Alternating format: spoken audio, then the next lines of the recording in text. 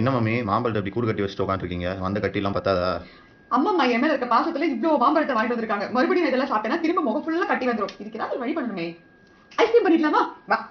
Mango ice cream. இதுக்கு முதல்ல மாம்பழங்களை தோல் சீவிட்டு துண்டு துண்டா கட் பண்ணி மிக்ஸி ஜார்ல போட்டு கூட கண்டஸ்டன்ட் மில்க் ஆட் பண்ணி நல்ல பல்பா அரைச்சி எடுத்துக்கணுங்க. அடுத்தது விப்பிங் கிரீம். எந்த விப்பிங் கிரீம் வேணா சேர்த்துக்கலாம். இது ஒரு 1.5 கப் அளவு எடுத்துக்கிட்டு கப்ல இருந்து கீழே விழுற அளவுக்கு நல்லா பீட் பண்ணி வச்சுக்கணுங்க.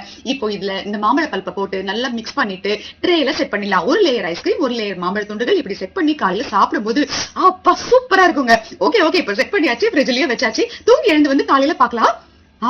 குளிச்சு முடிச்சு சாமி கும்பிட்டு முதல் வேலையா ஐஸ்கிரீமை பாக்கணும். வாங்க வாங்க. ஏய் செம்மையா வந்திருக்குங்க. இது ஸ்கூப்ல எடுக்க முடியல, ரொம்ப டைட்டா இருக்குல்ல. ஒரு 5 நிமிஷம் வச்சு நல்லா வந்துரும். இப்போதைக்கு தட்டுல கொட்டி ஸ்லைஸா கட் பண்ணி சாப்பிட்டு பார்க்கலாம். கிரீமி ஸ்ட்ரக்சரோட சூப்பரா இருக்குங்க. இந்த குச்சி இது என்னாச்சு? நல்லா வந்திருக்கு. எங்க வீட்டு ஐஸ்கிரீம் லவர் எங்க அம்மா தான். அவங்க கிட்ட கொடுத்து கேட்போம் எப்படிமா இருக்கு. சக்சஸ். நீங்களும் இந்த மாம்பழ ஐஸ்கிரீம் ட்ரை பண்ணி பாருங்க.